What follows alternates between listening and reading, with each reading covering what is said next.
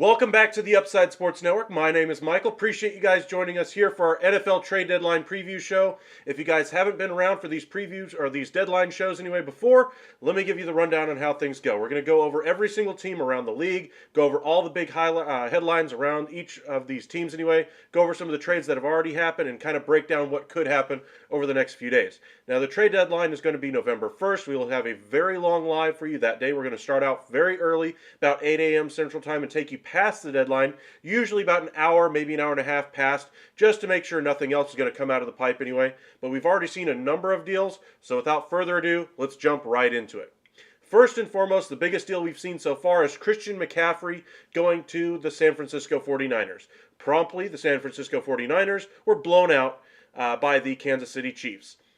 Not exactly the way you want to start things off right after making such a big deal, and apparently the price was driven up for McCaffrey by the LA Rams. Understandable, because they need a running back, and I do expect them to get a running back here at the deadline. We'll break that down for you a little bit later in the video as well.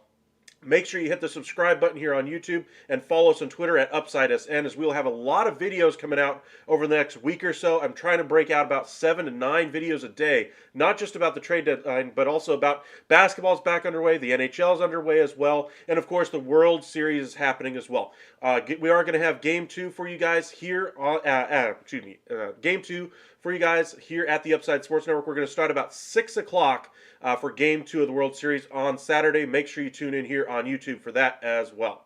But Christian McCaffrey, great deal for the San Francisco 49ers. I do believe this will get them into the postseason. There's no reason to believe that they won't. There are some teams that have inflated records, we'll call it that way anyway. But the NFC West nobody's really stuck out so far. I mean, right now the leader in the division, if this tells you anything, is the Seattle Seahawks. And they just traded away Russell Wilson. That's another issue. But Seattle's played really well. Nobody expects them to make the postseason. But Kenneth Walker's really proven himself. And they've right now got the first hold the lead in that division. Now the Rams, of course, I expect to end up making the playoffs. But they haven't played very well as well. Kent, you mentioned before we came on anyway that the Rams and the Packers have to do something to get them out of the funk they've been in. They will. They've mentioned that they're going to trade Cam Akers. They're trying to find a suitor for him. He was actually a part of the package that was going to go back to the Panthers if they did get Christian McCaffrey. Now, they are also in on a number of receivers as well. And don't forget, OBJ is still out there as well. You mentioned that as well. As far as OBJ goes, he's a great option for the Rams. I wonder how effective he's going to be coming off the injury. We've seen injuries in the past, like OBJ's, take them about a year to be able to recover from something like that. So maybe he's not as dynamic of a player as he was last year when he first came onto the Rams. But either way, it would be anything. I'll put it this way.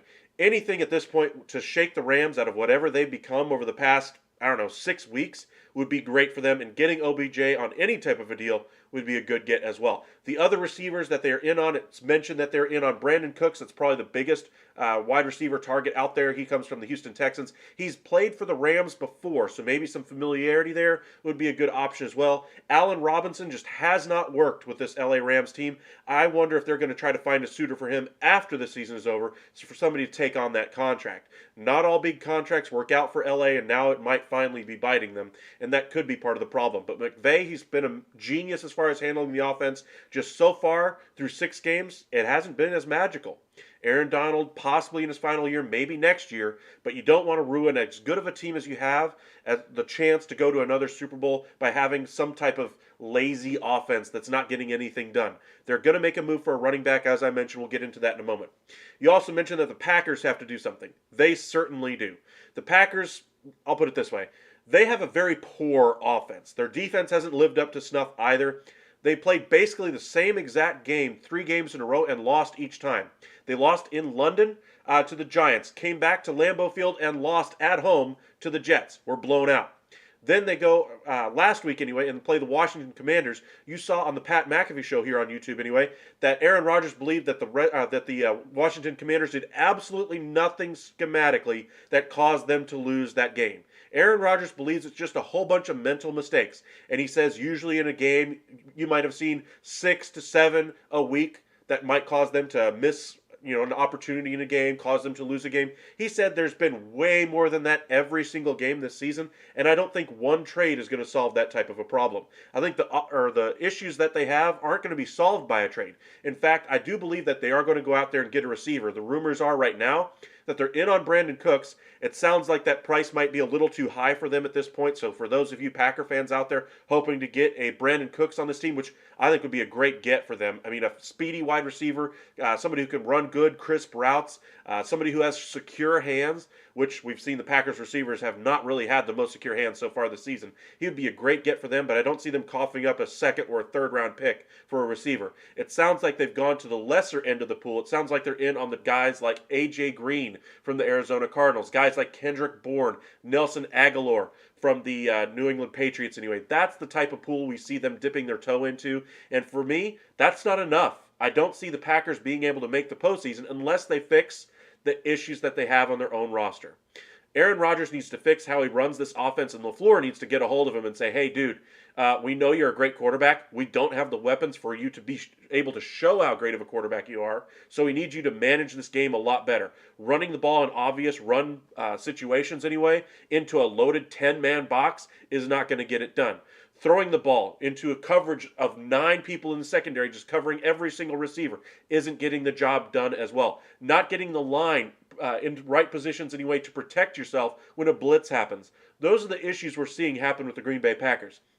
Now, as far as schematically goes, are they having their issues as well? Yes, their issues are, finding the right play, finding the right time to dial up the big play, trying to find some consistency, moving the ball for a first down. Those are the issues the Packers have, and I don't see bringing in a guy like A.J. Green or Kendrick Bourne or Nelson Aguilar as being the solution to that problem. James, thanks for joining us again. You've been waiting on the OBJ news? Yeah, I think everybody has. I think it's between the Bills and Rams. I think the Rams probably get him. I think the Bills are I think their team is pretty much set. I don't think they want to make any big splashy moves that might upset the way this team has been playing so far. You're curious about the Eagles adding Quinn. Is this a cherry on top for the piece for this team? The Eagles are a very good team. They're the last unbeaten team this year. They do have some very big holes, though, I believe, in the way they call plays on offense. Sure, they have some great outside playmakers now with A.J. Brown anyway taking over that number 1 receiver role. Devontae Smith has been inconsistent as far as his usage goes, and I think that's the issue that they're having to figure out is how exactly do they want to use each one of their pieces that they have in the game.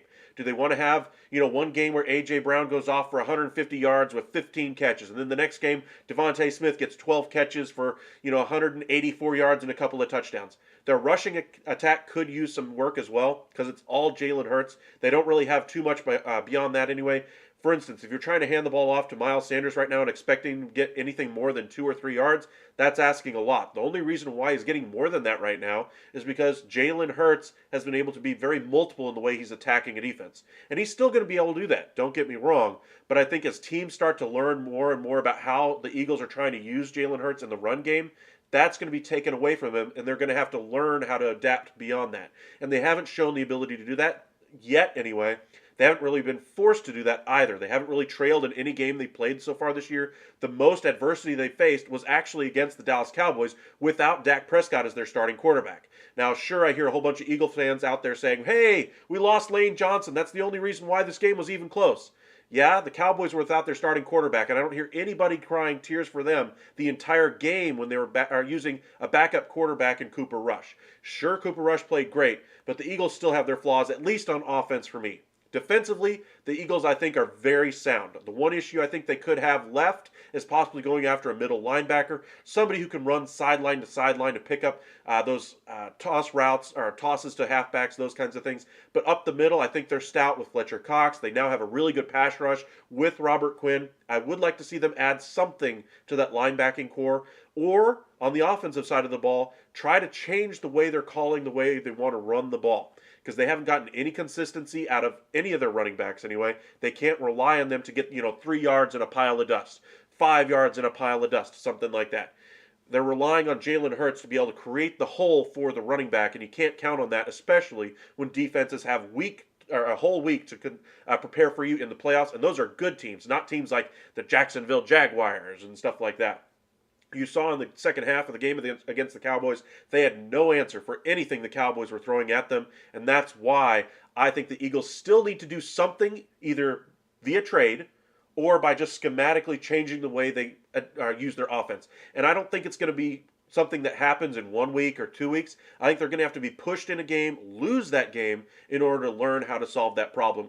When they do that, that's when I think the Eagles become a much better team. Right now, they are undefeated, but I still think they have a lot of room to improve. I'll put it that way. As far as the rest of the league anyway, the trades that we've seen so far. The Dallas Cowboys did make a move on their defense to try to shore up their run defense anyway. That's been the one bugaboo about their defense, is they haven't been able to stop them between the tackles as well as they would like. The last couple weeks anyway, they've shown some improvement in that area. Now with bringing in Jonathan Hankins anyway from the Las Vegas Raiders, a guy I thought they should have brought in a couple of years ago. We'll see how that ends up working. There's a couple of other defensive tackles that are on the market that I thought could fit that bill much better. Most notably, the Washington Commanders defensive tackle Darren Payne. Anyway, great defensive tackle from the University of Alabama. He's been in Washington for a number of years. He was an absolute steal for the Commanders when they got him. They had a whole bunch of first-round picks on that defensive line, and it just hasn't worked out over the past year and a half. But that also could be in part because of Chase Young not being available over the last 8 to 12 games of their regular season games anyway. But for me, the issue for the Cowboys is still that run defense. I'm not sure if Jonathan Hankins is the piece that really solves the issue. We'll see if he meshes with this unit, or if they should have done a little bit more expensive for a guy like Darren Payne. The other names on the market anyway that I think could help the Cowboys in this case would be Roquan Smith, linebacker for the Chicago Bears. It sounds like the Bears want at least a day 2 pick for Roquan Smith. I'm not sure they'll get that. I mean, we saw in the offseason with the trade packages that Ryan, I forget his name, the GM anyway for the Chicago Bears had, as far as the inability to get a move or to get a trade done for Roquan Smith. They were unable to get a contract extension, etc. And so that's kind of the bugaboo I see about Roquan Smith being able to fetch a day 2 pick, maybe get a couple of day 3 picks around 4 and around 6. But something like that could get a deal done for Roquan Smith. I would hope that the Bears hold out for more. I'm just not sure they'll be able to get that, especially with the deadline coming up. You don't want him to be around this team, especially as this team is going to go, they're not going to make the playoffs this year. They're going to have a losing record. They're trying to improve their draft position. You don't need to use a premium type talent anyway in Roquan Smith on your roster. That's just going to cause you to win a game or two where you shouldn't, and cost you draft position. And so I know we're not about tanking. We don't want to see tanking, but you have to do everything in your power to maximize your position going forward, and that's what they're going to do here. I think the Cowboys, Leighton Vander Esch has been decent as far as a run-stopping linebacker. They have some good coverage linebackers that they haven't used beneath Leighton Vander Esch, and you saw the issues that they have, of course, in Dallas, is stopping the run, improving the middle linebacker spot by bringing in a guy like Roquan Smith would allow Parsons to free up more in his ability to rush the passer and allow him to rush the passer even more. He's tied for second, I believe, in the NFL with, in sacks anyway, with 7. The leader is Matt Judon out of the New England Patriots with 8.5. But we could see a really dynamic defense, even more so than we already see out of Dallas, if they make a move like that. Offensively, the Cowboys, I think, could use an outside presence. We saw today, well, over the last 24 to 36 hours anyway, the Denver Broncos news is just churning and churning and churning. It sounds like Nathaniel Hackett could even lose his job at the end of this game anyway if he loses against the Jacksonville Jaguars. It's a big game for Denver. Let's not make any mistake about it. He hasn't performed well as far as a coach. He hasn't been able to manage the offense at all. It's one of the worst, if not the worst, offense in the NFL. The trade for Russell Wilson just hasn't worked out. Maybe it's the fault of the head coach, but either way, you gave Russell Wilson $250 million to be the quarterback for the next 5 years. It's not going to be Russell that's out of town before Hackett. Let's put it that way. They also have a bunch of pieces that they could move at the deadline if they lose to the Jaguars and get rid of Hackett. They could move Bradley Chubb. They could move Jerry Jeudy. They could move Melvin Gordon. There's a bunch of cornerbacks that they have as well.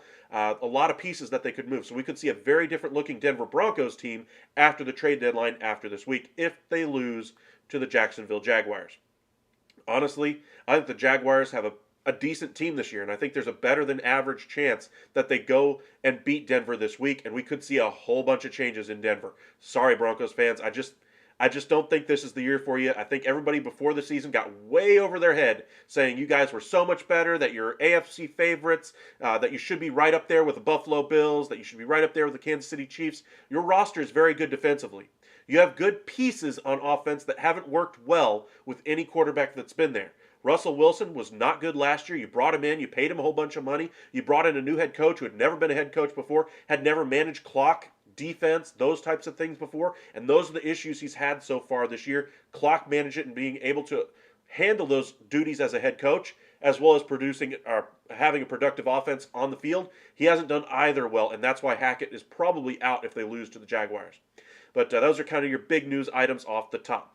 But just kind of looking at other news from around the NFL, we saw the trade for James Robinson anyway from the Jaguars to the Jets anyway after Breece Hall, absolutely dynamic rookie for the Jets, tore his ACL. He'll be out for the year. The Jets are one of the surprises in the NFL. I don't believe they'll make any other major additions to the Jets squad. Maybe they go out there and get a receiver, package some of their lower level receivers, Denzel Mims, Elijah Moore, for a more high profile target on the outside. But I think they're pretty much done though at the deadline. I think they're going to try to build from within on this young team and just see if they can ride this wave as long as it goes and just see where they end up. Patriots are the team in the AFC East anyway that I could see making a bunch of moves as far as trying to split off contracts that they don't need, veterans that they don't need, and trying to play some younger players. Bill Belichick is Bill Belichick. He's always going to try to maximize what he has. You remember the phrase, years and years while Tom Brady was there, that they're going to, get rid of you a year before your career fell off a cliff. That was their whole mantra. Richard Seymour, etc., was one of the top people that you might remember from that. Troy Brown, etc., Lawyer Malloy. This might be the next phase of the Patriots, is where they're going to have to split off these older players and try to go young. A different way of doing it, because they're not competing for a championship this year, but they got to rebuild this thing somehow. They don't really have a quarterback. Mac Jones isn't the answer. We saw Bailey Zappi lay an egg on Monday night against the Bears at home. It was ugly. The Bears aren't exactly world beaters on defense. They have a whole bunch of changes in their front seven. We just saw that they just traded away Robert Quinn after the game to the Philadelphia Eagles. Roquan Smith is going to be out of there. Whole bunch of turmoil going on with the Bears, and they still couldn't put up a productive offense against them. So we'll see the Patriots in that quarterback lottery anyway in the offseason. But the Patriots are going to have a number of pieces to split off. They have Matt Judon, as I mentioned, leads the NFL in sacks with 8.5. He'd be a great piece on a number of teams. Do I expect them to move Matt Judon? He might be the one guy they hold on to. He's been very productive for them, very good leader for them as well in the locker room. I do expect them to flip out some of their other receivers anyway, mainly Kendrick Bourne, possibly to the Packers, as I mentioned, and of course Nelson Aguilar, who hasn't seen the field much at all this season for the Patriots either. Other news from around the league anyway. The Cleveland Browns were hoping to be at least at a 500 record when they got Deshaun Watson back and have a chance to push for the postseason.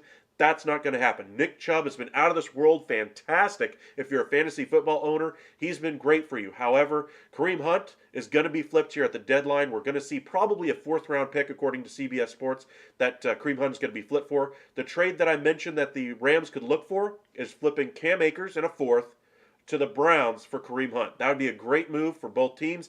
The Browns keep their two-headed monster anyway at running back. Cam Akers would be a good fit, kind of a juxtaposed to a Nick Chubb anyway, different types of runners. However, on the other end, the Rams get an upgrade over Henderson with Hunt.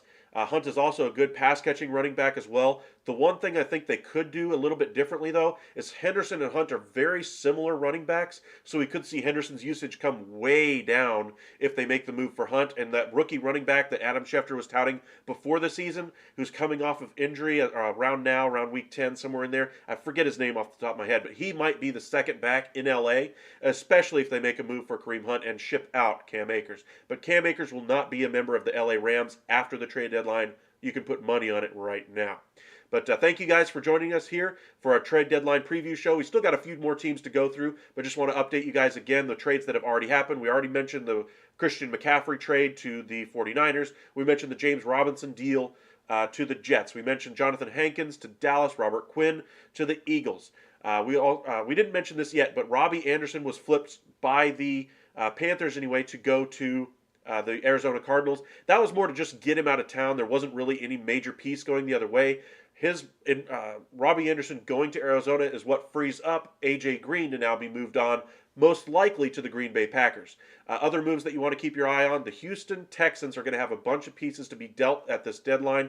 They're trying to secure the number one pick in the draft, so any piece that has value, they're going to try to ship it out. The new regime anyway with Houston has been trying to flip as many assets as they can ever since they took over from Bill, trying to remember his name, the head coach, I can't remember off the top of my head. But anyway, the head coach / GM anyway was since out of there anyway, and has basically been a turning wheel anyway with the Houston Texans, they're going to ship out Brandon Cooks. They're going to ship out probably a defensive lineman or two. They do have a decent cornerback as well on their roster, so we'll see possibly them make some moves there. Rex Burkhead, a good pass-catching back out of the backfield. Maybe they ship him to Tampa Bay to give some depth there. Tampa Bay just bringing in somebody comfortable. Tom Brady might shake things up on their offense, make them a little bit more productive, be able to convert first downs as opposed to having drop after drop after drop after drop, or missed assignment on the offensive line. Maybe some communication between Brady and Burkhead might help bring some better communication among the linemen as well. Just being able to relay the message from Brady to the offensive lineman more effectively than what it's been so far. I mean, it's just been a revolving door at the offensive line, interior offensive line for Tom Brady. We've heard for years the way to beat Tom Brady is a pass rush up the middle, and what's been happening all year long, pass rush up the middle. I mean, they looked good on opening night anyway. They just weren't able to convert into touchdowns against the Cowboys. Ever since then, though, it's just been, well, up and down performances. And drop ball by Mike Evans last week, that would have been a surefire touchdown. Things are just not clicking for the Bucs. They will get it right, but maybe a small move like a Rex Burkhead coming in would be a great piece for them at the trade deadline to kind of jolt them in the right position, or get the ball going in the right direction anyway. The other move they could make is bringing in a guy like Rob Gronkowski. I told you guys before the season, maybe around week 10 or week 11, Brady will call up Gronk and be like, hey, time to go, let's roll. So we could see something like that happen as well. They are very loaded as far as the number of pieces they have on both sides of the ball. They just need to get things going correctly. They're missing assignments, dropping balls, letting people through the middle. The other thing they could do is bring in an offensive lineman. There's a lot of them that are going to be out there. The Eagles have been called about Andre Dillard. I don't think that's a solution for the Bucs, but there's a lot of offensive linemen that are going to be on the market this week. The Raiders seem to be sellers. The Panthers are open for business on pretty much everybody except for Derek Brown, Brian Burns, DJ Moore, and J.C. Horn as well. So we could see a lot of movement from a lot of selling teams that are in position to make some moves. The Seahawks are in a playoff position. They're not going to be. I expect them to be sellers at the deadline, even though they're in first place in their division. They have some pieces that could be of value to other teams, so I could see them adding to the draft capital before the end of the season to try to maximize their dip into the draft next year and try to rebound with a strong season next season as they try to compete for a playoff spot next year. We kind of touched on a few of them. One other bit of news out of the Saints anyway is Andy Dalton has been officially named the starter for the Saints with a healthy Jameis Winston.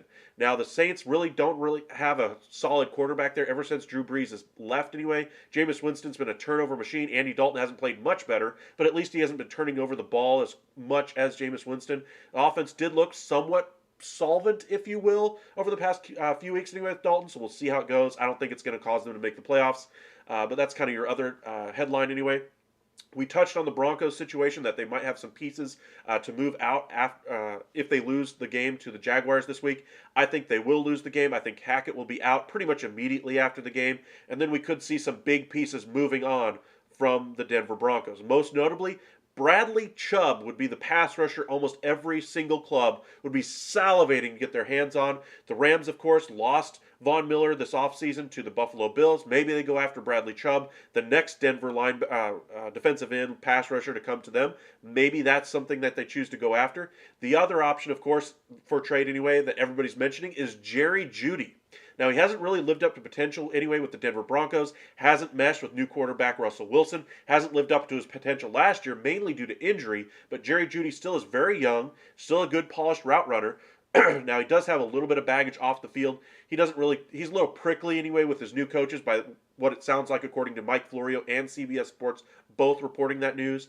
But it sounds like Jerry Jeudy could be on the move. The teams that he has mentioned, at least in private to friends, privately to reporters anyway, of teams he'd be interested in going to: Packers, Colts, a little bit surprising there, and the New York Giants. Giants need an outside playmaker anyway. I'm not sure Jeudy fits the bill, but he's young enough where Brian Daboll might say, hey, I see something in this guy. Maybe we can make it work. Kadarius Toney hasn't worked. Shepard's out for the year, of course. They don't have OBJ anymore. He's been gone for a number of years now. They've still been looking to fill his shoes ever since he left. Galladay's been sitting on the bench because Daboll doesn't trust him in this offense. He thinks the other receivers are more productive, and so far they have been. I mean, Galladay's making, $19, $20 million a year and is sitting on your bench? They need to get rid of that contract after the season. But maybe Jeudy fits in as their number one receiver, especially with the start they've gotten off to. 6-1, I believe they're at right now, second in the NFC East. And again, the NFC East is the best division in football. You can at me if you want anyway. But we'll have some videos coming out for you tomorrow about that. But Jerry Jeudy, I think, would be a great fit on a number of teams. The Packers, though, I don't think the Packers are going to pay the price to get a guy like Jerry Jeudy. I mean, he was a first-round pick, a year and a half ago? We're talking about an injury issue and not meshing with quarterback. Aaron Rodgers doesn't like working with young receivers. He hasn't proven himself to be a productive receiver in the NFL. And while he has flashes of brilliance, don't get me wrong, Jeudy is a really good receiver, potentially, but he hasn't proven it over a consistent period of time. He has a very good quarterback, or thought we had a very good quarterback coming into the season in Russell Wilson, and just hasn't worked out at all on any level. Courtland Sutton was quickly thought of as the favorite for Russell Wilson before the season even began, and that's because of the veteran abilities of a Courtland Sutton. Going to a guy like Aaron Rodgers, you need a veteran, and so that's why I thought maybe a Brandon Cooks would be a great fit. A.J. Brown, veteran, could be a good fit, but again, A.J. Green, is that enough to get them over the top? Brandon Cooks would, but it sounds like they don't want to pay the premium price to be able to get it done. Other news to kind of pick up around the NFL anyway. We touched on the Commanders possibly selling on their defensive tackle, Darren Payne. It sounds like they want a day 2 pick in return for him. I mentioned that price might be a little steep for a team like the Dallas Cowboys, but teams who need interior pass rush, need interior run stuffing ability, Payne brings both of those to the table, and without giving up a first-round pick, he might be the best option on the board if you're trying to go that route. Other moves that you might want to consider, I mentioned Bradley Chubb. We already talked about the LA Rams part of it, but there's a number of teams out there that could use him. We talked about the Buffalo Bills pretty much being set. Maybe a team like the Kansas City Chiefs, who have a decent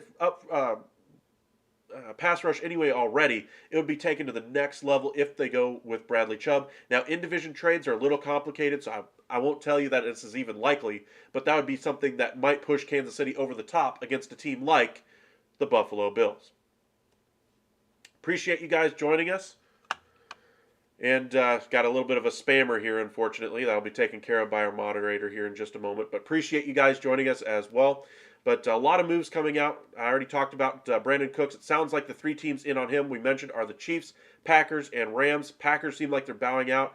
Rams could be looking at a guy like OBJ to fill that role. So I wonder if Kansas City goes the route of Brandon Cooks, or if Brandon Cooks goes to another team off the board, like the New York Giants. He would be a good fit there. Brian Daboll, he has a long rapport with NFL coaches anyway.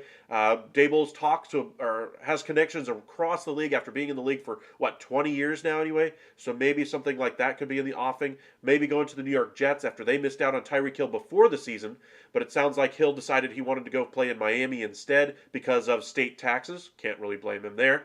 But as far as that goes, Brandon Cooks would be a good fit in either New York market. Good veteran leadership at the wide receiver position for young wide receiver cores there in both places. But thank you guys for joining us again. Send us your questions. Let us know if you have any questions about what players could be on the move, etc. Just kind of go through a couple of these real quick. Sounds like the Buffalo Bills could be interested in moving on from Zach Moss as they try to improve their running back spot anyway. They brought in Cook, the younger brother of Dalvin Cook anyway, to play, or their second round pick anyway in the last draft. They haven't really gotten consistent running back play from that spot though. I think that's more of a function of their offense though than an indictment against the running backs themselves. But they could look to make a move at running back. Maybe they flip Zach Moss for another piece here or there. Maybe they flip, Moss out and bring in a Cam Akers while the Rams bring in Hunt. Maybe something like that works. Who knows? For Miami, hold on just a second. It logged me out. There we go. All right, for Miami, it's been mentioned that Mike Gesicki before the season was going to be an option for a trade candidate. Well, it seems like that's still the case anyway. I don't think they make a move as far as taking away pieces from this offense. I think they're looking to add pieces mainly on their defense. They put a lot of pressure on their cornerbacks. They've had some injury issues at corner. Maybe they make a move to bring in a cornerback. The Browns have been mentioned as being willing to trade Greedy Williams, a good cornerback for them. So maybe that's a fit there. Gives them a good backup option should Byron Jones or Xavier Howard go down due to injury. They rely a lot on their coverage abilities of their corners as they try to blitz and force you to make tough decisions quickly with that defense anyway. Bringing in a cornerback to just solidify that position for them because of the injury issues they've had would be a great move for the Dolphins. The New England Patriots, I mentioned the receivers. They also have a good offensive tackle, Isaiah Wynn, who can also flip inside to guard. It's been mentioned a few weeks ago, anyway, by Mike Florio on Sunday Night Football that the Buccaneers had at least talked to the Patriots about Isaiah Wynn. That would be a good option. Another guy who's familiar with Tom Brady, etc., to come in and play. That would be a good option for the Buccaneers to try to improve their interior offensive line. That's again been a sieve all season long. The New York Jets are expected to flip one or both of their struggling receivers. Denzel Mims requested a trade before the season. Elijah Moore has sat out the last game because of personal issues because he wants to be traded. So one or both of them could be traded before the deadline. I expect one of them to probably be moved on. Maybe a team like the Green Bay Packers takes a chance on them. Maybe a team like the Rams, who struggled offensively, brings in a guy at low cost along with one of the other premium receivers to try to improve, jolt this offense, whatever you want to say for it. But the Rams need to do something to get that team going in the right direction. The Baltimore Ravens, they've struggled with leads late in games, so I don't think the issues for them are on offense, although their running back room could use some improvement. Gus Edwards played well last week. They still have Kenyon Drake there. They've had a revolving door at running back over the last couple of years. They don't really like to spend big at the position. J.K. Dobbins is out for, I believe, 6 to 10 weeks now, so if you have him in fantasy, go ahead and cut him. He's not going to be any value for you, I think, pretty much the rest of the year. He hasn't been able to hold up to the workload expected in the NFL, so don't expect J.K. Dobbins to be of any impact for you this season. Players that were drafted around his point are playing much better than him so far this season. Josh Jacobs, probably the best bang for your buck in the draft so far this season. I think he's in the top 3 for fantasy running backs this year. He's been fantastic, but a guy like J.K. Dobbins, who's drafted around that same point, sorry, he was one of my preseason favorites coming into the year. I thought he'd be able to get that big workload, and they just never trusted him with it. And now he's fallen due to injury yet again, and it doesn't sound like he's ever going to be able to hold up to the workload that's demanded of a number 1 running back in the NFL. Go ahead and cross him off your list for this year, and I believe for the foreseeable future. The Cincinnati Bengals, they got off to a rough start anyway, losing their first couple of games, and then kind of evened themselves back up. Kind of blew the doors off the Falcons, I believe, last week anyway. Joe Burrow threw for 481 yards passing. The one thing that was struggling at the beginning of the season was their offensive line. They made a lot of changes up front anyway, but I believe that they've solved their issues. They've gotten a little bit more continuity up front, so I really like what they've got going on offense. Defensively, they don't really have any big key names out there. Maybe they could go after a Greedy Williams as far as a cornerback. We saw Wouzier struggle the last couple of weeks in coverage. I'm trying to remember his name. Eli Apple, burnt toast, as you call him anyway nowadays. They could use a cornerback there. Maybe a guy like Greedy Williams would be a good fit. But again, it's in division. I believe it's in division trade with the Browns and the Bengals. Thanks for joining us, Penguin. Should I trade Pittman for Najee and Goddard in a deep PPR league, 16-man? My starting tight end is Hill. Yikes. My wide receiver is Juju, Chase, Pierce, and Damian Harris. Yes. I believe Najee's going to have a very good second half. I think they're going to figure out what they want to do with Pickett as their starting quarterback, Trubisky, whatever you want to call it anyway.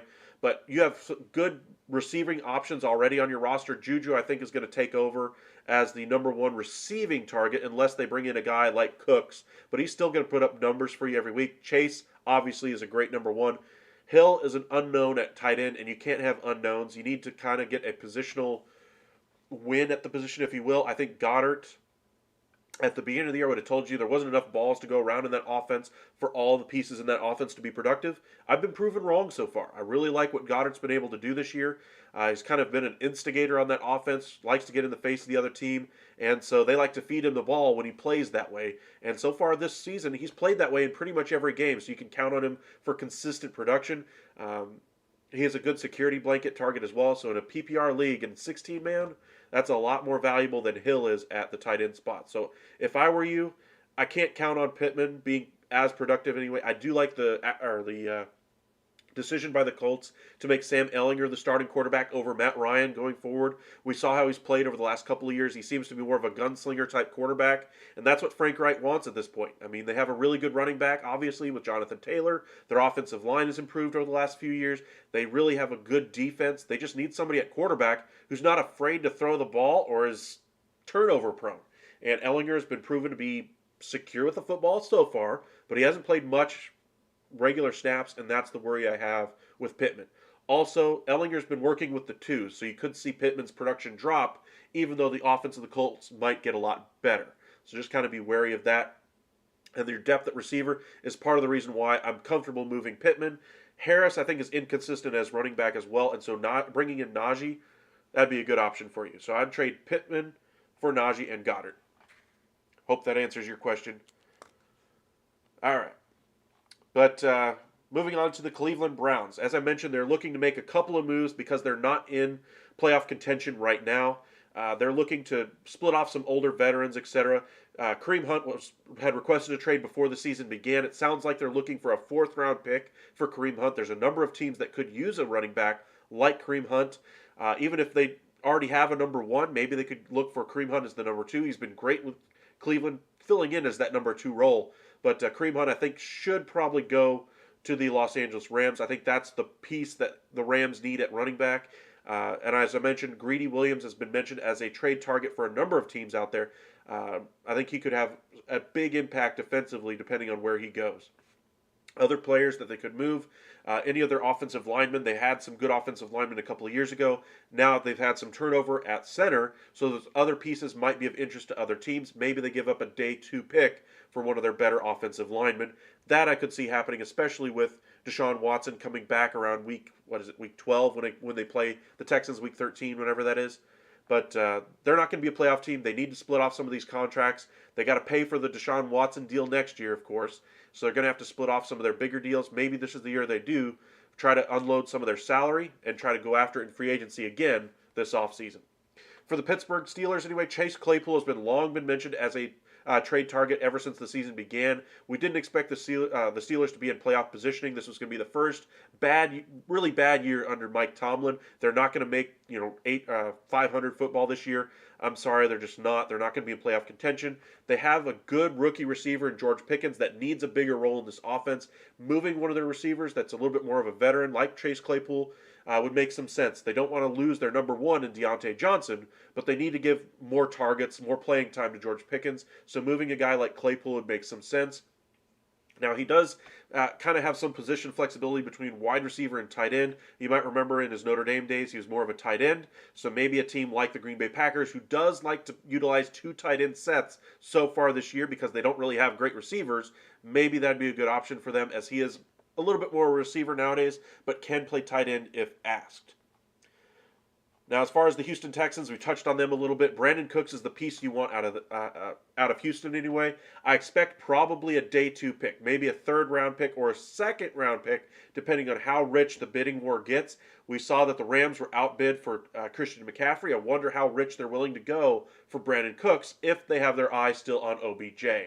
As I mentioned, the Chiefs are also in on him. A number of either of the New York teams could be in there as well. But the Packers, it seems like, are bowing out of the sweepstakes for Cooks and going after cheaper options like Bourne, Aguilar, A.J. Green, players of that ilk. For the Indianapolis Colts, it sounds like they could move one of their slot corners anyway. That could be one of their options. They want to save about $6 million this year. He's a good cornerback, made the Pro Bowl. Kenny Moore is the guy I'm talking about anyway. He made the Pro Bowl last year. We'll see where he ends up going. He could be an option that's flipped.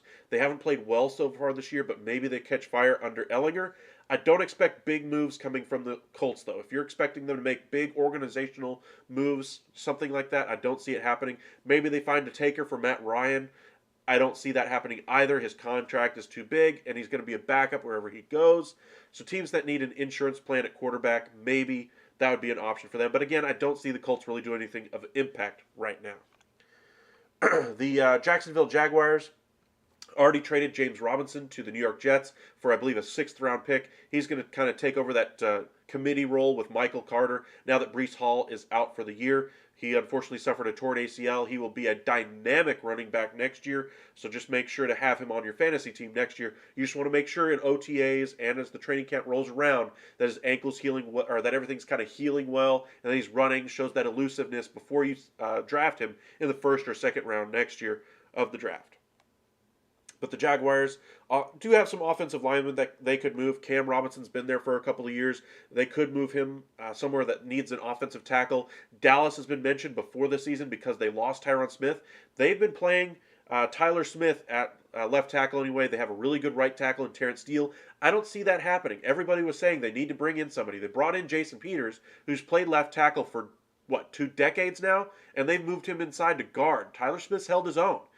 He has been prone to penalties here and there, but for a rookie who wasn't expected to be great, who was, in my opinion, criticized rightly at the draft, why the Cowboys were drafting him when he led the league in penalties in college, well, he's played very well so far this year for the Cowboys. I don't see the Cowboys making a move on their offensive line. The other tackle that they have, Walker Little, kind of a swing tackle, right tackle, etc., they could see something like that move as well. For the Titans, I believe they beat the Colts both times they played so far this year. I don't see anything really big happening for the Titans either. Maybe some pieces around the edges. They still have Derrick Henry. Maybe they bring in a veteran receiver in the along the lines of a Robert Woods like they brought in this offseason. Maybe they bring in one of the other Patriots receivers. Maybe give them a deep threat in Nelson Aguilar. Just kind of take the cover off the top anyway, because A.J. Brown was the guy who did that, and they don't really have a guy that's been consistently doing that for them this year. So a piece like that might be an option for them. I don't see them being sellers at the deadline, so I'm not buying this article that's saying Caleb Farley could be out there for you. So sorry, ESPN reporters, I'm not buying it. As far as the Broncos, as I mentioned, they already have Chubb and Judy as possibilities to be traded. They have other quarterbacks that could be moved as well. Tight end Albert, I'm not sure how to pronounce his name anyway, so I'm going to call him Albert OK. I think y'all know who I'm talking about. But he's built a nice rapport anyway with Russell Wilson, but just hasn't been able to get anything really productive. He's got some nice skill sets anyway, traits anyway that you like for a tight end. So if you're needy at a tight end spot, maybe you flip a 6th-round pick for him, something like that. But I think the bigger question for the Broncos is, do they trade Jerry Jeudy? Do they trade Bradley Chubb? Do they find somebody to make a trade for Russell Wilson's deal? I don't think that's going to happen.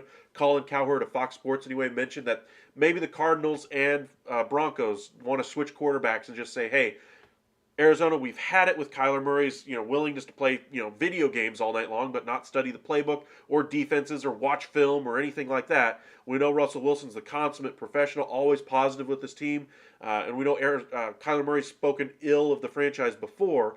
Maybe they say, hey, this season isn't going well. Cliff Kingsbury's probably out if we don't win this season anyway. Maybe we'll make the move for Russell Wilson. For the Denver side of it, the contract already looks terrible. Russell Wilson might be the worst contract signed by that franchise ever. And that's saying something. I mean, they've given some really bad deals to offensive linemen over the last 10 years. Just go back and look at them. It's ugly. But Russell Wilson, $250 million, and you can't even get a productive offense out of him, let alone a good offense. We're not even talking about, one of the best offenses in the league. We're talking about league average or even struggling to approach league average. Denver's just been absolutely horrible on offense, and primarily because Russell Wilson just pats that ball, tries to find the perfect play, and he's got receivers wide open in front of him, and he just doesn't see them and then doesn't throw them the ball. That's been broken down many times every single week. Last week we saw that Ripien kind of took over as the quarterback. I thought this was more of a jumpstart move for the Broncos. Allow Wilson to kind of just sit back, take in a week, heal up the lat that was injured a little bit. I think he still could have played in the game if they needed the win anyway. But they wanted to let him heal up. They wanted to let him sit on the sideline, mesh with Nathaniel Hackett a little bit, understand where Hackett wants him to go with the ball, what he wants to do with the offense.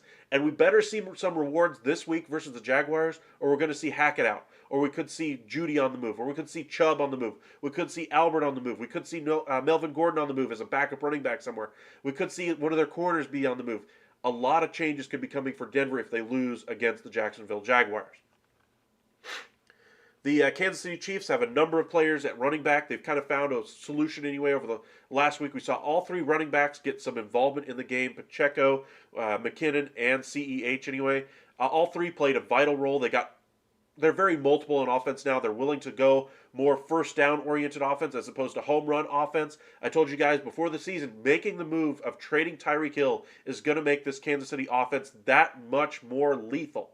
Yes, they're not going to have the ability to score 28 points in a quarter, but they're also not going to go 0 in the other 3 quarters because they can't get first downs and going 3 and out and 3 and out and 3 and out because they're always trying to hit the home run. Well, now they have a more consistent offense. They have wide open receivers and running backs all over the field. Kelsey is the number one target, but they still have three other receivers that they can go to in key situations as well. Sky Moore, the rookie, has not played well, which is why I think they could make a move for another receiver here at the deadline. As far as pieces that could be out, Ronald Jones just hasn't played much for the Chiefs this season. He could be an option for another team that needs a depth running back, but nothing that's going to move the needle. The Chiefs are looking to add at the deadline. As I mentioned, they could use another pass rusher. They could also use a cornerback. We'll see if they make a move in either spot. Now, the Raiders, we already saw that they made the move of trading Jonathan Hankins to the Dallas Cowboys for a 6th and a 7th round pick, I believe. Not a big return. They could have other moves up their sleeve. New regime there in Vegas is looking to get rid of all of Mike Mayock's key players. Look back to his first draft when Clelin Ferrell was drafted, back when Jonathan Abram was drafted in the first round. Both of those are the top names to be keep your eye out for the Raiders. They brought in Devontae Adams, and offensively, they've gotten a lot of production at both Jacobs and Adams, but they haven't been very consistent with how they want to attack teams on offense. And defensively, they've never been a stopper on defense. They need to improve on that side of the ball. And in the draft, is where I expect them to do that. Derek Carr has been a very productive quarterback so far this season, so I think defensively is where they're going to try to address their issues. But I think they want to get rid of Mike Mayock's guys and just see what they can get for him. How much draft capital are you willing to give up for a guy who, could be an in-the-box safety for a Jonathan Abram? He does draw penalties for his, we'll call it, inability to keep his head up. He gets personal foul penalties for, leading with the helmet, etc. Clelin Ferrell has never been a great pass rusher, but he is solid against the runs. For somebody who doesn't need an edge pass rusher, but more of an edge run stopper, maybe Clelin Ferrell is the guy for you. But that's kind of what could happen with the Raiders. They, of course, teams could call about Chandler Jones, but I don't think that's going to happen at all. Josh Jacobs, who's playing at an all-pro level this year, is not going to be moved. Everybody thought coming into the season, Josh Jacobs, hey, it's a Josh McDaniels offense coming from New England. It's going to be a committee back there. They've got a couple of running backs they brought in. Kenyon Drake shipped out before the season starts. Josh Jacobs has taken over that role and has been a top 3 fantasy running back this year. So for those of you who are lucky enough to get Josh Jacobs as one of the last starting running backs in your draft, round 5, 6, 7, right around that range, congratulations. You got one of the top 5 fantasy running backs this year by season's end. That's exactly what he's going to be. The Raiders are not going to trade Josh Jacobs. I don't think they would trade him even if they were offered a 2nd round pick this year by the Rams or somebody of that ilk that needs a running back that desperately. Now, if you're offering a 1st round pick for Josh Jacobs, you might get him to talk, but I don't think anybody's willing to give up a 1st round pick for Josh Jacobs, even as good as he is because he's a running back. I just don't see a team willing to go that high. Now, for the Chargers, unfortunately for them, they just have not played as well as they should have over the past couple of weeks anyway. We saw some news anyway that Sean Payton was actually at the game for the Chargers a couple of weeks ago. In previous interviews, Sean Payton has mentioned Justin Herbert as one of the quarterbacks that he would like to work with in the future. So if you're a Chargers fan, this is great news for you. Sean Payton might be interested in joining you next season. But that means this year's going to be terrible for you if that happens. Staley really hasn't meshed much anyway with Justin Herbert over the past year. They haven't really improved offensively. Now, of course, that's partly due to injury, and that's always the issue for the Chargers. They're missing their left tackle. Now, Mike Williams is out for about 2 to 5 weeks. They missed Keenan Allen for a couple of weeks. Derwin James was out most of last year due to injury. He's been healthy so far this year. They missed J.C. Jackson. Their big offseason signing this offseason is now out for the year. They always have injury issues. That's the problem with the Chargers. They need to get somebody in there to fix that issue first and foremost.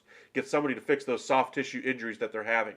But they could be sellers at the deadline this year. I don't expect them to trade any organizational pieces, but maybe a defensive tackle like Jerry Tillery could be on the move. Again, more run stuffing options up the middle, 6th, 7th round pick in return. Nothing big, something like that. Austin Eckler is not going to be moved. Keenan Allen isn't going to be moved. Justin Herbert obviously isn't going to be moved. Derwin James isn't going to be moved. Too much money in that deal. Khalil Mack was brought in from the Chicago Bears. Maybe they quickly move on from him. But he's had a nice impact there with the Los Angeles Chargers. Not the San Diego Chargers, I almost said. But maybe they move it on from him. But he's been a really good option for them. But Tillery could be the option that's out if they decide to sell. Now, the Cowboys, we already saw them bring in a guy like Jonathan Hankins. They're going to have to free up a spot. They do have a good, solid group of edge rushers on their team already. Maybe they move a guy who's had some success this year and last year with them in Terrell Basham. Again, maybe a 6th, 7th round pick coming back to them because they're going to have to make some room on the active roster for Hankins to be on the 53-man, or on the active roster anyway, of 47 on game day. We mentioned that the Giants could look to add a wide receiver at the deadline. We touched on Brandon Cooks. Maybe they're a dark horse candidate for him, but they need to bring in somebody. Kadarius Toney, Kenny Golladay just haven't been as productive in the Daboll system as we all thought that they would be. And Toney, of course, he's also been hurt a lot. So maybe Toney could be an option for another team willing to take a chance on a former first-round pick. We saw a big flash for him last season, I believe, against the Dallas Cowboys. Maybe it was 2 seasons ago. I can't remember off the top of my head. But they're not going to be selling any organizational pieces either. They're 6-1. They're number 1 wild card spot right now. They're 1 win away from from tops in the division. Now they're way ahead of schedule. Don't get me wrong. Daniel Jones is still, I don't believe, the answer at quarterback for them. And I think if you spoke to them all privately, I think they would tell you, hey, if we just miss the playoffs, we get a better draft spot, and we can feasibly say, hey, Daniel Jones isn't good enough to get us into the playoffs, so we have to make a move at quarterback. But right now, he's playing really above his head, and so the Giants as a whole are playing above their head. They have a lot of one-score victories, come-from-behind victories as well. That's not sustainable over a full NFL season, but so far it's been good for a 6-1 record. We'll see if they can sustain that, especially with teams that we thought that were world beaters coming into the season, like the Rams and 49ers, that are hovering around 3-4, 3-3, 4-3, that kind of group. And we'll see if those teams get a little bit better and the Giants kind of come back to earth a little bit. The Philadelphia Eagles. I mentioned that Andre Dillard of the Philadelphia Eagles, the Eagles have been taking calls on him anyway. I don't think they'll move on from him. I think they want to keep that depth, especially with Mailata, etc., that they just got locked up long term. There's Johnson that just went down due to injury in the Cowboys game. They're coming off the bye. They're 6-0 anyway. They should be fantastic this year. As I mentioned, they still have issues with their offense, I believe, because they haven't faced any type of adversity except for the second half of that Cowboys game. They've never trailed this season, so I think once they finally do start trailing, say by 10 going into the third quarter, we could see teams start defending them a little bit better as well in the second half of the season, and especially as we get close to playoff time. I want to see how they handle that. I want to see if they can improve that a little bit. They could use a middle linebacker, I believe, somebody who can get more edge to edge, stop the run, somebody who can get out wide anyway and stop the toss on the outside, something like that. That could stop a guy like a Jalen Hurts in the playoffs anyway, some mobile quarterbacks, etc. But right now, those are probably the only holes on the team. That and consistency, just better consistency, and the Eagles will have it made. Now, the Washington Commanders, I believe, are definite sellers at the deadline this year. I don't buy into their record of 3-4. We saw Ron Rivera kind of give up a fiery speech in defense of Carson Wentz. Wentz hasn't played a game since then, though. Heineke's been fantastic so far taking over. He's more of a gamer type quarterback. I think they will finish around that 7-10, 8-9, 9-8 record, but I don't believe that they're in the mix for a postseason run, which is why they're going to be looking to move on from some key players. Most notably, I believe Darren Payne, their defensive tackle, could be had for a 2nd or 3rd round pick. The Cowboys, I thought that would have been a great defensive tackle spot for you guys to make a move there, but it seems like they wanted to go a little bit cheaper with Jonathan Hankins.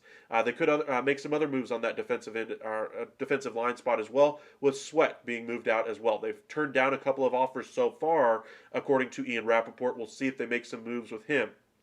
On the offensive side of the ball, Terry McLaurin, if you're a fantasy football player, he is going to go off for you in the second half. Let me tell you that right now. It's going to be no more of this Curtis Samuel stealing 6 targets from him, or 6 catches anyway and 10 targets. It's going to be Terry McLaurin. Heineke needs that big catch, big wingspan guy to be able to make the play for him, and Terry McLaurin is exactly the player you want. We saw him have a huge game this past Sunday, and we should see that again for the next several weeks anyway with Terry McLaurin. Expect him to be a top 15 fantasy wide receiver. So if you need to make a trade for a wide receiver over the next couple of days anyway, before the fantasy trade deadline comes, you need to make a move for Terry McLaurin at the wide receiver spot. He's going to be fantastic. If you have Curtis Samuel and he's had a decent first half, well, at least a decent couple of games anyway in the first half anyway of the season, maybe you flip him for some bench pieces that you might need later on. But Curtis Samuel is not going to have that big of a role in the offense going forward. The other move that the Commanders could make here at the deadline, on defense anyway, is they could move William Jackson III. He's been a poor fit there. According to the Washington Commanders beat reporter John Keim for ESPN anyway, says that they the team doesn't like to play much man. They like to do more of a single high cover 3 zone, and that's not the type of cornerback he is. So teams that could need a cornerback, like the Bengals, like the Dolphins, teams that need some depth at that position, maybe the Chargers, if they want to make a true run at it, now that they've lost J.C. Jackson, make a call to the Commanders and say, hey, we'll give you, some low round pick in order to get William Jackson off your roster. At most, they're expecting a late round pick, as I expected. I don't think it's going to be anything over a 5th round pick. If you're expecting a 4th or higher, I think Commanders fans are expecting too much. All right, now we already talked about the Chicago Bears making the move to trade Robert Quinn to the Philadelphia Eagles. What a great move that was for them. I think could be a cherry on top piece for him.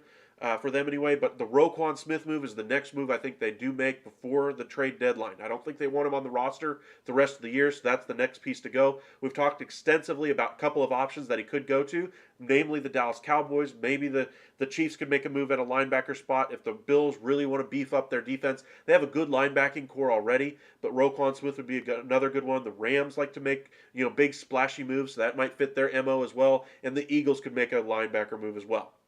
You traded Devontae Smith for Tyler Higbee. Your receivers are Tyreek, CD, Higgins, and Allen. My tight ends is Ertz. I like Ertz a little bit better than Higbee, to be honest, but I do like the move that you made. Depth with Ertz having injury issues so far this year, and especially with Hopkins coming back into the lineup for the Cardinals, maybe that takes away some of Ertz's value. So getting Tyler Higbee, who's played fantastic and had a huge target share for the Rams, is the right move to make. Devontae Smith, as I mentioned, he's going to have 1 week where he has 184 yards, 12 catches for 2 touchdowns, and he's going to make you look bad 1 week, maybe 2 the rest of the year. The rest of it, he's going to have between 8 and 12 points every single week, and you can't have that at a wide receiver spot. Your receivers of Tyreek, CD, Higgins, I think are your 3 wide receivers / flex, the third one anyway, for you. And if Keenan Allen is healthy that week, you play him. If he's not, put him on your bench on IR, pick somebody up off of waivers like a George Pickens or somebody who I expect to have a big second half. But I do like that trade. Thanks for joining us, Jack. If you haven't already subscribed, please do so. Make sure you join us here at the Upside Sports Network. We've released a bunch of videos this week already. We released, I believe, 5 videos on Monday. We got one released about half an hour ago here on YouTube while we were live anyway as well. We'll have, I believe, 7 more videos coming out tomorrow. 9 more the day after. We got a whole bunch of content coming your way. Not just about the NFL with the trade deadline almost here. We cover the MLB, NBA, and the NHL. A lot of moves going on right now as all 4 sports leagues are going at the same time. It's very rare for it to happen the way the calendars overlap this year, and it's fantastic. Everybody says March Madness is the best time of year. I'm sorry. It's the couple weeks in October, early November, when all 4 major sports leagues are going on that it's so much fun. Thank you, Jack, for subscribing. I really appreciate it. Really trying to make the push up to 1,000 so I can put a lot more content out for you guys, do a lot more live. So every one of you guys that subscribes, it really does help me get to that goal and ultimately be able to do this for you guys full time. But thank you guys for joining us. We'll continue with our rundown of the rest of the league anyway. Detroit Lions are off to a 1-6 start, I believe so, 1-5 start. They had an embarrassing game against the Dallas Cowboys. Their offense just didn't get anything done. But again, it's the Dallas defense that caused them to be embarrassing. It's only the second time this year that offense has really been shut down. Everybody thought Jared Goff was a scrub at quarterback, and I don't think he's great, but he's still very productive in a very high-paid offense that's performed very well. The biggest change in that game was Amon-Ra, of course, went down after the first series with a concussion issue, took away his top target in the game. Hawkinson became the number 1 target after that, and they just weren't able to get consistent ball movement down the field, and so that's why they're 1-5 right now. They could make a move with one of their corners, Amani Oruwariye, I can't pronounce the name anyway, but he could be another cornerback that's on the move. They do have a lot of high-priced pieces on this offense. Maybe they look to move one of those. Maybe they move a TJ Hawkinson somewhere that needs a big target. Say like Green Bay wants to make a move and improve their tight end spot, have Tonyan on one side, have Hawkinson on the other. That'd be a great option, but again, it's in division. Maybe the Rams say, Higbee's been fantastic for us. Hey, if we get OBJ for nothing in free agency, maybe our move is instead of going after a trade for a receiver like Cooks, we make the move for a guy like Hawkinson. Do I think he's on the market? No, but I think if you made the right offer to the Lions, everybody on their team, with the exception of Hutchinson, is available. I think Goff is untradeable because of his contract. I think they would like to make a move at quarterback next year to try to rejuvenate this franchise. I think Dan Campbell, while he's a great motivator, I don't think he brings much as far as a scheme, that kind of thing, to the team. Defensively, they've kind of fallen off after Aaron Glenn was one of the head coaching darlings in the offseason. That defense has been atrocious this year, and he will not find himself in head coaching rumors. The defensive coordinator for the San Francisco 49ers is going to have his name in the head coaching carousel, DeMeco Ryans. Robert Saleh was before him. He went on to the Jets. The Jets are now 5-2, so DeMeco Ryans will be a head coach next year. But Aaron Glenn certainly has fallen off as far as a defensive coordinator and kind of fallen off as far as the head coaching ranks. But the Lions are going to make some moves here at the deadline. I believe they're going to try to spin off a lot of their high-priced people on offense. That offensive line, maybe the interior offensive line, the expensive offensive line that they have, they call the Buccaneers and say, hey, we'll give you 2 of the guys for a third-round pick. It is Tom Brady. Tom Brady wants to win the Super Bowl. The NFC isn't as great. This is the year whoever has a decent roster in the NFL or NFC is going to have a real chance in the postseason. Now, of course, the Eagles are still undefeated. The Giants have been very good so far. The Cowboys' defense is probably one of the best, if not the best in the league. The Rams are going to make a run here as the season winds down, as long as they jolt that offense back into production. The 49ers make the big moves for McCaffrey anyway. The Vikings look very good this year, but nobody's really taken that next step and become the favorite in the NFC. And Tom Brady's Tom Brady. In a postseason or in a playoff game, who are you going to take? Tom Brady or Matthew Stafford? I would take Tom Brady, even with the struggles he's had this year. Who would you rather take, Aaron Rodgers or Tom Brady? Give me Tom Brady all day. Kirk Cousins or Tom Brady? Give me Tom Brady all day. Dak Prescott or Tom Brady? Tom Brady all day. That's the difference. Jimmy Garoppolo or Tom Brady? Tom Brady all day. If you can just protect him up the middle, that's where we could see something. So maybe the Lions move one of their interior offensive linemen and get something done there. I believe they will be sellers at the deadline. It's just a matter of, are they willing to find some, or able to find somebody to take on those big money deals. Now the Packers, I believe, are going to make an addition at the wide receiving core. I don't think they're going to sell in any respect anyway. Maybe they try to flip a piece here or there, like Amari Rodgers. I don't think Aaron Rodgers is ever going to trust him again after all the drops he's had. Dubes, who had a great preseason, has had some drops, but I think he's going to give him another chance. But Amari Rodgers, the kick returner, has muffed a few punts, kick returns, etc. Aaron Rodgers just seems completely against throwing him the ball at this point. He had a big play last week, but that was after having a couple of missed opportunities. Aaron Rodgers does not forgive those. And so a young receiver like Amari Rodgers could be going the other way if the Packers don't want to make, say, like a draft pick trade. Maybe they make a move of trading A.J. Green for Amari Rodgers. Something like that. The Minnesota Vikings, anyway, before the season, Alexander Mattison, the backup running back to Dalvin Cook, had requested a trade out of Minnesota. It sounds like the Vikings want to still keep him in town just as a backup for Dalvin Cook because he does get injured at times. Mattison does a very good job. He's very effective when he does have to fill in for Cook, but there's not enough opportunity in that offense for you to count on him on a week-in, week-out basis, especially for fantasy. But as far as a trade deadline, I don't think the Vikings make a move there. I don't think they sell anybody. Now, could they bring in somebody? They already brought in Rager anyway, Jalen Rager from the Philadelphia Eagles. I think that's probably their move at the wide receiver spot. They need to get a little bit more consistent with their play calling, and I think they will do so, especially after the bye week, kind of recalibrate things, see how this offense comes out of the bye, and then maybe they make some decisions after the game this week. But after that Sunday game this week anyway, let's see what the media reports are on Monday after the game, and maybe we'll see where the Vikings want to go. That defense was not expected to be very good this year. They played better than expected. They're not the number one defense in the NFL. They're not the Dallas Cowboys or the Buffalo Bills type of defense. Don't get me wrong, but they're middle of the pack. They've done a whole lot of work up front as far as Zadarius Smith being a good pass rusher for them, but they get worn out on that defensive line way too easily. They don't have enough depth up front, so maybe they make a call to Dallas, who's got too many defensive linemen now, and bring in another edge rusher like Terrell Basham, just to kind of give them some more depth at that position. Maybe a 7th-round pick going the other way. Some small moves for the Vikings, I expect, for them to make. Moving on to the NFC South. Now, who would have thought the Atlanta Falcons would be tied with the Tampa Bay Buccaneers for tops in the division? Anybody? No. The Atlanta Falcons were expected to be bottom dwellers. I mean, they trade away their starting franchise quarterback, Matt Ryan. Calvin Ridley, their longtime best receiver that they have on their roster by a mile, he gets suspended for a year. Kyle Pitts, it was expected to have a big breakout year. He's been in the toilet. Drake London, a first-round pick anyway. They expect a lot of production out of him. He's got like a 30% target share, and he's performed well. Mariota is actually better than a top 15 quarterback so far this year. He's been very productive. They lose Cordero Patterson before the season begins, and they still have a good running game.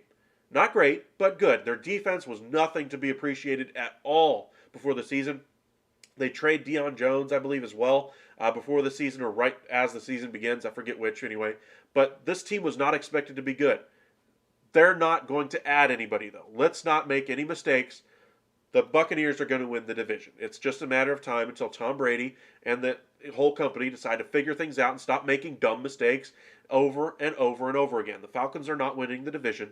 I do expect them to try to trade away a piece here or there. Is there any piece that's left on this roster to be moved? Maybe an offensive lineman here or there. Maybe a cornerback could be moved as well. But a lot of their cornerbacks are injured right now. A.J. Terrell's injured. Casey Hayward, etc. Something like that could be on the move. The emergence of Tyler Algier, I'm not sure how you pronounce the name anyway, but he's kind of taken over as far as the running back there. They could move one of their depth running backs, Damian Williams, but that's not getting any real traction for you.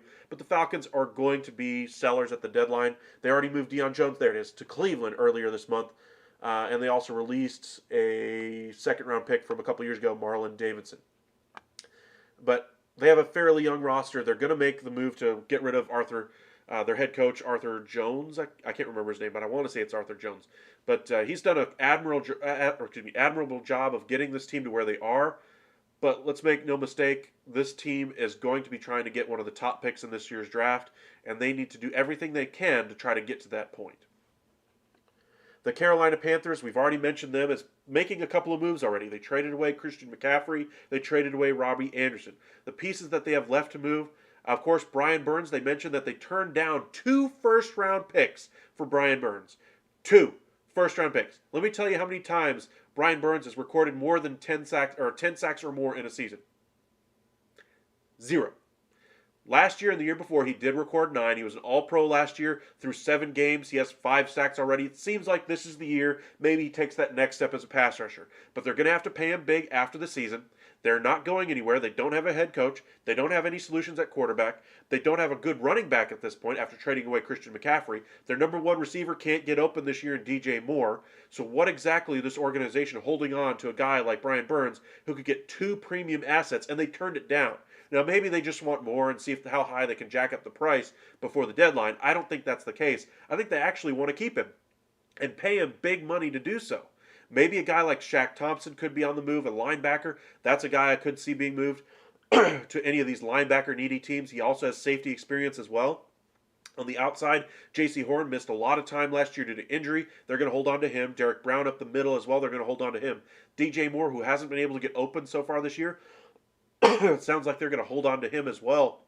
But a team like the Packers or either of the New York teams should at least make a call and say, hey, DJ Moore for a second-round pick, will you do it?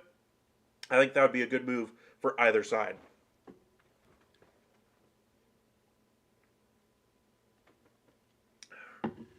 But appreciate you guys joining us. The other move that the Panthers could make as far as depth moves, offensive tackle Cam Irving could be on the move as well. He's more of a swing tackle at this point of his career. He does have experience playing both guard positions and center, so you can move him pretty much anywhere all over the line. So maybe a team like Tampa Bay, again, who needs offensive line. Maybe a team like the Cowboys, who could use some interior line depth at center and guard anyway, could make a move there as well. Philadelphia as well could make a move. We talked about that a little bit. The Giants could be one of or the Jets being a team in on Brandon Cooks. The teams that came out, according to, I want to say Mike Florio, CBS Sports, and Ian Rappaport, all three of the Chiefs, Green Bay, and Rams were all heavily in on Brandon Cooks. Green Bay took a step back. It seems like the price was getting too high for Brandon Cooks. Sounds like the price is a day 2 pick at this point. But it sounds like the Rams are also in the market for an OBJ. That could keep their price down. The Chiefs seem to have figured out how they want to use their receiving core. That could keep the price down. But it seems like Brandon Cooks could be a better fit in New York with either the Giants or the Jets, who need a true number one, and he'd be a great fit there, veteran leadership. It's not going to be the one going out wild and out and taking all these young receivers and telling them to go party until 5 a.m. and then show up drunk to the team meeting the next day. They've had a history of bringing in veteran receivers who have done that in the past. Not going to name any names, but it's more than one, I'll put it that way. But either the Jets or the Giants would be very good, very happy to have a professional at receiver like Brandon Cooks. I think he'd be a great fit with either team. He instantly becomes the number one target on the Jets, even with Garrett Wilson being the first round pick and all the investment that they have in him. He takes the pressure off of Wilson to put all of that production in this year and allows him to grow naturally. He slides over the number two, and the rest of that receiving core, maybe they flip out one of their lower end receivers like a Denzel Mims or an Elijah Moore. For the Giants, bringing in a guy like Brandon Cooks, again, takes over the number one spot. Kadarius Toney hasn't been very productive. Golladay hasn't been trusted at all by Brian Daboll. We saw before the season even began, he got into an argument, off screen anyway, if you will, behind closed doors with Brian Daboll, and Daboll basically said, we don't trust you to run this offense. We don't like how you work in this offense. We're going to sit you on the bench, and you're going to sit there even though you're making all this money because we believe in this other group of receivers that they have. Now, at that time, they had Sterling Shepard, and while he's been good, he hasn't been great. They were expecting a big year out of him, especially in that Daboll offense. But Golladay still, even after the injury, hasn't been able to find time on the field, find any type of productive abilities there. And so a guy like Brandon Cooks coming in for the Giants would be perfect for them. Now, are they going to trade a premium draft pick to get it done?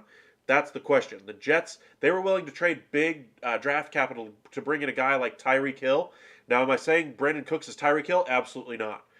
But maybe a third-round pick or a second-round pick, something like that, would be something of interest anyway for the Jets. Maybe they throw in Rex Burkhead as they lost Breece Hall anyway for the year due to a torn ACL. They already brought in James Robinson. Maybe they want to have kind of a three-headed committee there if they get Rex Burkhead as part of the package. Maybe that's something that could push the Jets to put in a little bit more of draft capital to get something like that done. But just to kind of answer your question anyway, are the Packers in on Brandon Cooks? They are, but at a lower price. It sounds like they're not willing to go to the price level that the Houston Texans are wanting of a day two pick for Brandon Cooks. The New Orleans Saints. Now, as I mentioned earlier, Andy Dalton has been named the starter in New Orleans. It's no longer going to be Jameis Winston. Jameis is indeed healthy. He's back and practicing with the team, not missing any practices, etc. But as far as the New Orleans Saints, they're rolling with Andy Dalton. They could move a number of different tight ends on their roster. They have a couple of good options. Now that they want to use Taysom Hill a little bit more at that position, we'll see if they move on from one of them, but we'll see. Here's my team. Derek Carr, Dak, okay. Jacobs, fantastic. Derrick Henry, fantastic. Jonathan Taylor, okay. Kenneth Walker, fantastic. CD, Debo, Dubes, Pickens, Burks, Schultz, Tanyan, Packers D, and Daniel Carlson. You're loaded at running back. Let's just be clear about that. Your receivers, I like CD because he's getting a huge target share, and with Dak coming back, we'll see some better yardage out of him. Your tight ends could use a little work. Schultz, by the way, in case you're wondering, Schultz is no longer the number one tight end in Dallas. Go ahead and drop him off your roster. He might be listed as the number one on the depth chart, but the team likes to use Ferguson. They like to use Hendershot. They're not going to give enough targets to Schultz to justify him being on your fantasy roster. Cut him now. Packers D, it's a defense. I like to stream my defenses. And Daniel Carlson. Should I give up a running back to upgrade wide receiver, tight end, or quarterback? If so, who should I give up and for what? I was thinking of moving Jonathan Taylor. Before the season, if you had moved Jonathan Taylor, you would have gotten a big package for him. You got to remember, names that are making big moves right now are teams that are going to give you the most in value. Now, Jonathan Taylor on a team with Sam Ehlinger as the quarterback, maybe they use him a little bit more. We are already expecting RB1 production out of him before the season began. And I really like Kenneth Walker. You do need to upgrade your receiver. So that's the first thing. To answer your first question, you should move a running back to upgrade both wide receiver and tight end. I think your quarterback spot, I don't think anybody who has a good quarterback is going to have a second one willing to give him to you. I think your best bet is to try to improve your wide receiver spot and try to catch lightning on the waiver wire if you can at quarterback. Maybe somebody hasn't picked up Geno Smith yet. maybe Tua Tagovailoa was dropped by somebody when he had the concussion issue. Maybe that's the route you go to try to improve your quarterback spot. But you need to improve your tight end and your wide receiver. I would probably move. JT probably has the most value preseason. He probably still has the most value now, but I think he's still going to be more valuable to your team. I would probably move Derrick Henry out of that group. He's not going to give you the same, trade value, but I think I would rather have a lineup with Josh Jacobs, Jonathan Taylor, and Kenneth Walker as my 3 running backs rather than the other way around. I wouldn't trade Debo for anything.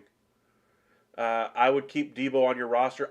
I would, if you're asking me to make that trade, JT for Davante Adams straight up, yes. JT and Debo for Davante Adams, no. But yes, I would probably go with Derrick Henry for Davante Adams and maybe throw in a guy like Dubes or something like that to kind of equal out their receiver. You're 2-5. Yeah, I've got some good teams. I've got one team anyway that's struggling with 2-5 record as well. I got like 20 teams, but I think my lowest one I think is 2-5. Well, yeah, but I wonder if they're really going to use him like that down the stretch as well.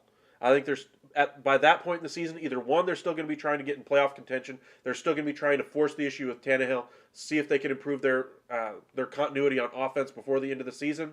And so that's why I think Derrick Henry might be a little less valuable than a guy like Jonathan Taylor.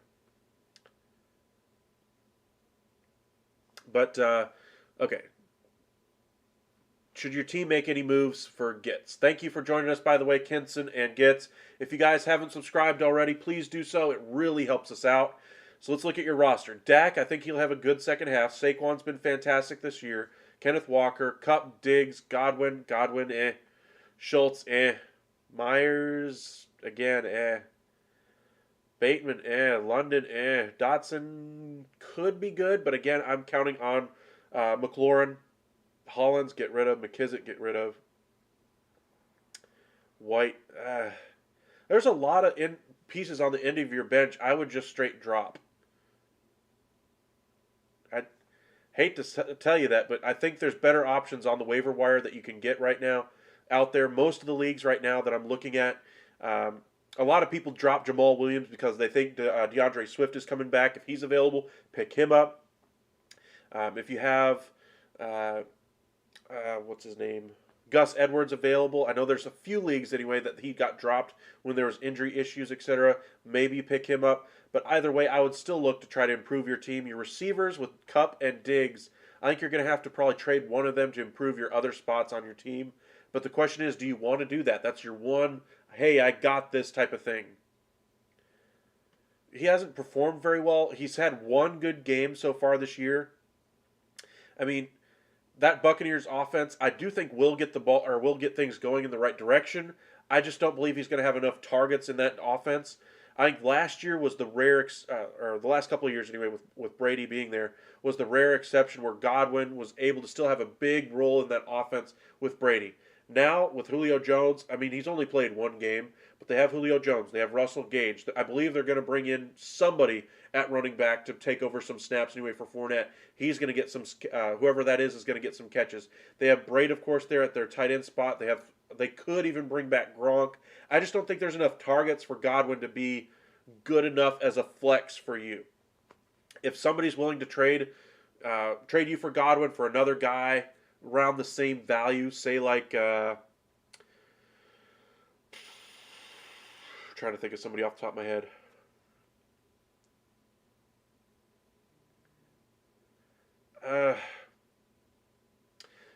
This isn't good value for you, but just to kind of give you somebody of that caliber that I think might have a better productive second half than Godwin would be a guy like Michael Gallup.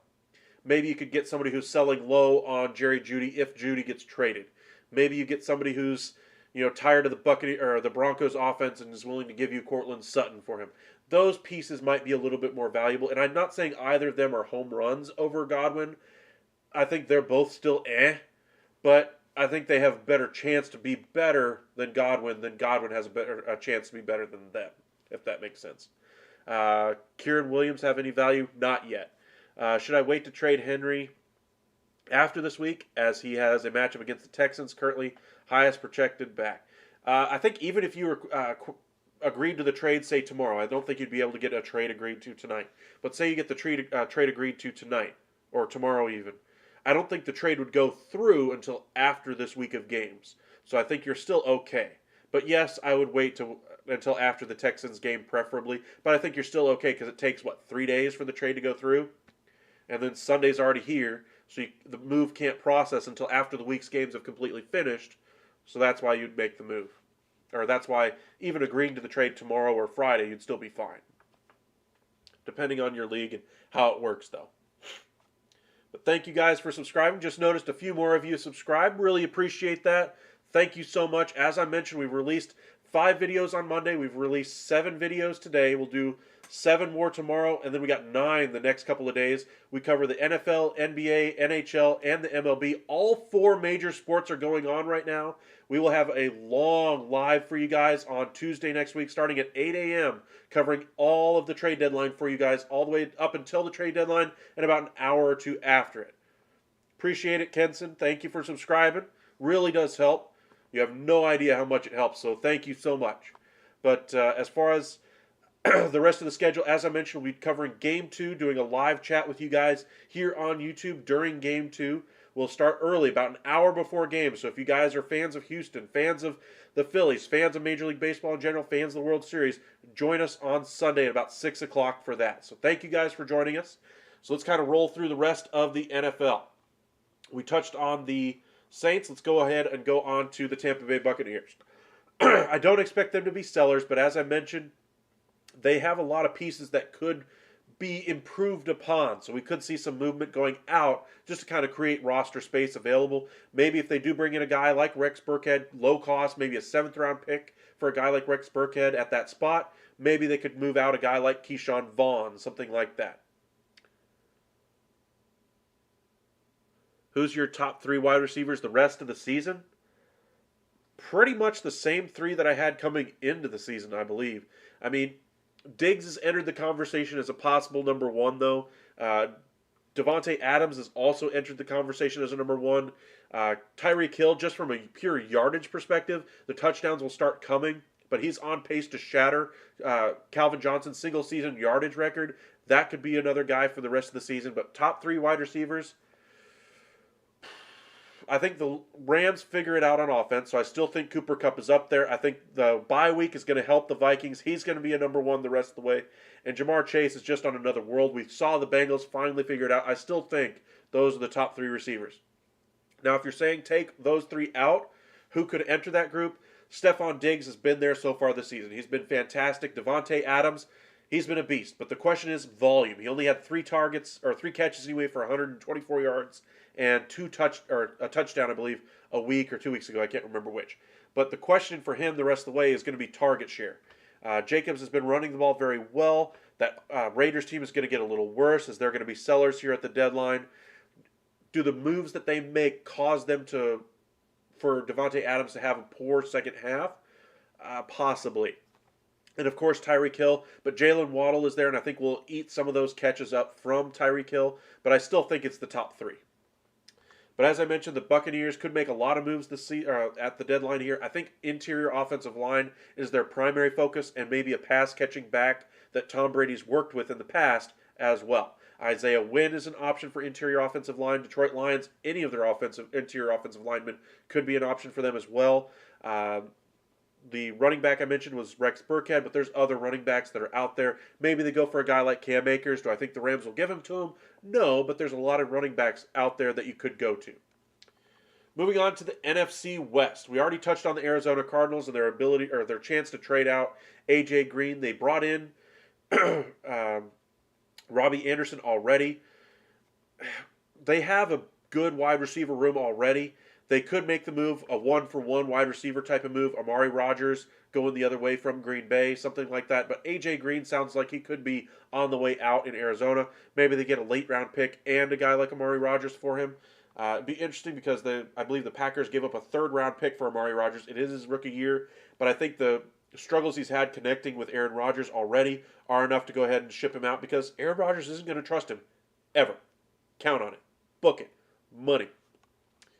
But you mentioned earlier, one of you guys had Zach Ertz on your team. Now that Hopkins is back, he had a monster week in his first week back anyway. 10 catches, or what was it?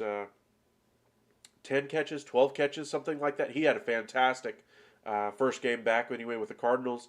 That offense should get a little bit better here in the second half now that he's back in there. James Conner has also missed a little bit of time due to injury. The Cardinals offense is going to be just fine. James Conner, he was one of my preseason favorites to be a top 10 running back this year. So far, I've got egg on my face. I'm not going to lie, I really believed in that offense to be able to get things done, but the loss of DeAndre Hopkins to be able to create space for him in the middle really showed they weren't able to get the running game going. Cliff Kingsbury likes to run the ball in the red zone, and I still think he'll be a top 10 running back in the second half now that Hopkins is back. I'm just not sure he'll finish as a top 10 running back for the season. So maybe somebody could buy low on James Conner, whoever's out there. Maybe somebody who has James Conner is willing to flip, Godwin for Conner. Maybe something like that. The LA Rams, we touched on Cam Akers being shipped out. They should bring in both a wide receiver, I believe, and a running back. Now, they do need to make some moves, I believe, on defense as well. There's a lot of holes on the Rams. It's just a matter of how they want to fix it and how they want to rework everything. But they need to get something. They need to get some type of jump. They're off of a bye week, so we should see some type of improvement anyway. But Cam Akers going out the door, bringing in a guy like Kareem Hunt, I think is the perfect move at running back. As far as receiver, Allen Robinson just hasn't worked. Let's stop lying to ourselves that it's going to work at some point, that McVay is too big of a genius and Allen Robinson's too good of a talent. Stop selling yourself that stuff. If you have Allen Robinson on your roster, I've already dumped him in like 10 of my leagues. I thought he was going to have a great year this year. It's not going to happen. He's going to be the number 3 wide receiver at best in this offense. Just receivers. And they still have Tyler Higbee, who's working as essentially the second best option on offense right now outside of Cooper Kupp. Once OBJ is brought in, or another receiver like a Brandon Cooks, Allen Robinson quickly falls to the number 3 receiver in this offense. The number 4 pass-catching option. And if they bring in a running back anyway, he might go down to the number 5 option on this offense. That's how far Allen Robinson has started and fallen this year. So if you have him on your roster, maybe somebody out there is offering you something for him, instantly do it at this point. Get him off your roster. It's going to be a dud for you the rest of the way. As far as options that they could ship out of town, if they do make the move to bring in a guy like Kareem Hunt, Darrell Henderson's kind of a duplicate for him. Injury insurance, I suppose, but maybe they flip Darrell Henderson for more of a versatile back, somebody of a more of a Cam Akers style to kind of mesh with Kareem Hunt or something at that running back spot. It's not going to look the same as it does right now. The 49ers, we've already saw them add at the deadline. They're not going to sell anybody here, so don't get it twisted anyway. They should have Elijah Mitchell back at some point this season. They have a good Jeff Wilson there as well, and now they have Christian McCaffrey. On the offensive line, Trent Williams is back from his injury, I believe, already. I thought he was going to be out for a more significant period of time, but he's already back. Jimmy Garoppolo is your starter. Trey Lance, I'm sorry, it just doesn't look like it's ever going to happen for you. Jimmy Garoppolo looks to be the starter going forward. We'll see if they even give you a chance next year or if they try to trade you to somebody who needs a project quarterback next year. Am I winning this year? Half-point PPR, 12-man. Okay, so you have Derek Carr, Chubb, Walker, Evans. I like Evans. I think he's going to be the best option, but he's had a horrible first half. A.J. Brown is a beast. He is your number 1 receiver. Goddard has played well. ETN, I'm guessing, is what you mean by that one anyway. He should have a good second half now that Robinson is out. Rachaad White, I picked him up on a couple of my rosters. I think he could be a good option as long as the Buccaneers don't bring in one of Tom Brady's favorites, and I think that's what's going to happen, unfortunately. So I don't think Rachaad White's going to have a big role in this offense. Allen Robinson, I already told you, get rid of him if you can for, I don't know, a bag of beans. If you got George Pickens on the waiver wire, pick him up, something like that. Bateman, he's a good 5th, 6th option for a receiver, but I don't really like him that high if you're counting on him for that much. Sutton, as long as Wilson improves and they get something going offensively against the Jaguars, maybe you can see something better. Do I think you're winning, though? You got to rely on those running backs and A.J. Brown. That's your saving grace right there. I think you're probably 3-4 in whatever league you're in, just because of Chubb, Walker, and Brown. You need a better quarterback. Your tight end's decent. ETN should be your flex every week going forward. Cooks, depending on where he gets traded to, could be a good second wide receiver, third wide receiver, depending on how the Buccaneers solve their offensive issues. I still think you're 3-4 in whatever league you're in. You need to. I don't know if you have enough to trade to get up a little bit higher. Maybe you could take somebody's money and trade Sutton for something a better value. Maybe make a move. I really don't know what you do there, though. I think you do need another wide receiver. If I had to put my finger on one thing, quarterback, like I mentioned, you're not going to get a top 10 quarterback unless somebody left out there, Geno Smith, Tua Tagovailoa, something like that, or somebody dropped somebody because of a bye week issue. Those are the only ways you're really going to improve your quarterback spot in fantasy this year. But getting back to the 49ers. The 49ers already made their move, I believe. They improved their running back. Now they could look to improve their corner. They're getting Verrett back. He hasn't played in over a year, so hold back your enthusiasm. Maybe they go after the Browns and say, hey, give us Greedy Williams. We'll give you a 4th or a 5th or something like that. So maybe the 49ers add one more piece on the defensive side of the ball as their corners got roasted about a week ago against the Chiefs. For the Seahawks, I expect them to be sellers as well. Sidney Jones is mentioned by the beat reporter anyway for the Seahawks as being the option that's out there. Low-cost cornerback Sidney Jones, you might remember him playing for the University of Washington, possibly being a first-round talent and then suffering an injury at the Combine or at a private tryout a week before that anyway. And ruined his draft status anyway, went to the Eagles. He's bounced around a little bit. He's played for... I want to say the Commanders, the Jaguars, and maybe the Cardinals at one point, but now he's on the Seahawks. Sounds like he's a decent bench type of role-playing cornerback for you. Good man skills, but it's just a wonder if he can ever recapture that same ability. I don't think he ever will, so the acquisition cost is probably going to be like a 6th-round pick, something low if you need cornerback depth. He could be of somebody of value for you. But the Seahawks aren't going to trade any big pieces to the roster. Don't expect to trade for DK Metcalf or anything like that. They just made the big acquisition or made the big extension for him, and he's injured right now, I believe. He's not expected to miss a lot of time, but he will be out for a week or two. So I don't think they're going to trade him. As far as running backs, they're not trading Kenneth Walker. Their offensive line has been terrible for a decade. They don't really have anybody of value there, but they could move some of their veteran pieces on defense. They got Brooks, the middle linebacker. He could go for a 7th-round pick, something like that. Seahawks, even though they're in first place, are going to be sellers here at the deadline, so keep your eyes peeled if they decide to move something of a little bit more importance. Maybe they move a tight end or something like that. That's kind of your rundown of the league, team by team. Appreciate you guys joining us. Been on here for about an hour and a half anyway. If you guys are new here to the Upside, we cover the NFL, NBA, MLB, and the NHL.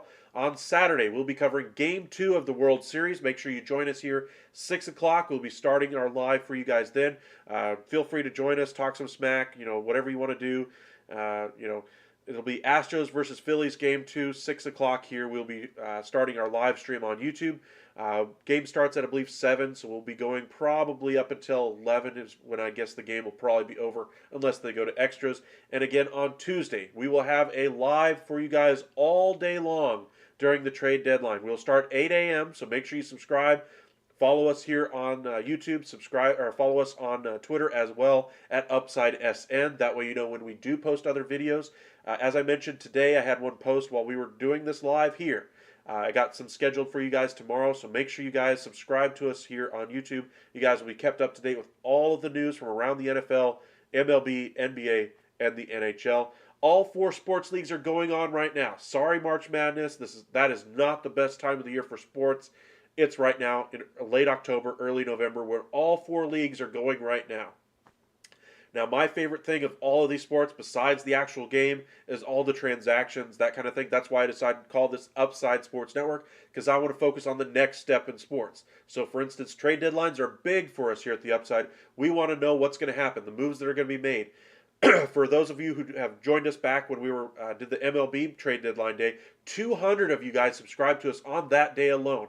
There's a lot of you fans out there who felt like me weren't getting enough of that type of news from all the different sources that are out there for sports. So that's what we want to provide for you. We want to focus on the transactions that are going on. Sure, the games are great. You can watch ESPN all you want, SportsCenter for your highlights all you want. We are not a highlight show. We're not going to do highlights for you. There are people out there who will do that all day long. We want to bring you what's going to happen and what does it mean for your team. What could happen in the future as well. The upside, the next step. Say after the trade deadline, what does your team look like? So for instance, the 49ers that just made the trade for Christian McCaffrey, the Rams now have to make a move after that. Are they going to go after a guy like Kareem Hunt? The 49ers still have a hole or two on their defense they could look to fix. Are they a Super Bowl favorite after bringing in McCaffrey? No. But they gave up a lot of draft capital to do it. NFC is wide open this year. They don't have the best defense. They don't have the best offense. But the 49ers have a really good roster as a whole, and they could catch lightning in a bottle at the end of the season and make a run to the Super Bowl. That's why they made the deal for Christian McCaffrey. Do I believe they'll do it? Possibly. Anything can happen as the season winds down. Injuries all over the place. The 49ers have been hit harder than most teams so far early in the season. They're still 3-4. As I mentioned, the Seahawks are in first place in their division. We'll see if they hold on. I don't think they will. I think they'll be leapfrogged by all three of the other teams in the division. But we could see some big changes coming after the season for them as well, because Garoppolo is on a one-year deal after restructuring his deal this offseason. But thank you guys for joining us for our trade deadline preview show. Again, we'll post a whole bunch of trade deadline videos for you guys both tomorrow, Friday, Saturday, and Sunday. Monday, we'll probably do a live for you guys, just kind of get everybody ready for the trade deadline show that we're going to have for you guys on Tuesday. We'll have a probably about a 10-hour, 9-hour long live for you guys on Tuesday. Not saying you guys have to be there for all of it, but if you guys are working and you're not able to follow along on Twitter or follow along on ESPN or watch any of the live coverage on NFL Network, follow us here on YouTube. Keep up to date with what's going on. We will post short videos and let you guys know what's going on all day long. Really appreciate you guys who subscribed tonight. Kenson, Jack, Gitz, Mo Diesel, all of you guys who joined us over the last few hours anyway, really appreciate it. And if you have any questions about fantasy football, we'll be putting out some content for you guys as well, as to who might be available for you in trade, who to look at, try to snake off of somebody else's roster, somebody in waiver wire to look at as well. We did a lot of preseason fantasy football coverage. We're going to do a lot of that here around the trade deadline as well for you. So make sure you follow us here at the Upside for all the latest on that. As far as Major League Baseball, hot stove season is right around the corner. World Series is right now. We'll do a couple more live games for you before the season wraps up. We did a lot of them this year. Want to close out the year strong with you guys there. And the off season, as I mentioned, is really big for us. We're going to cover a lot of the hot stove winter meetings for you. I took off all of the winter meetings for you guys, for baseball fans, to bring you every single transaction that I possibly can on those days. I will be having lives every single one of the winter meeting days. I'll also be putting out a whole bunch of short video content for you on those days as well. NHL, will cover some live games for you as well. We were going to do one tonight, but our fantasy football preview, or the trade deadline preview show, ran a little long for us, so we're not going to be able to do that. But I believe we'll be having at least one of the games later on this week as well for the NHL. But we'll see if you guys have any team that you want us to try to cover for you guys or do a live about. Let us know in the comments. And as far as basketball, LeBron started the season 0-3. I put out a couple of videos about that over the last couple of days.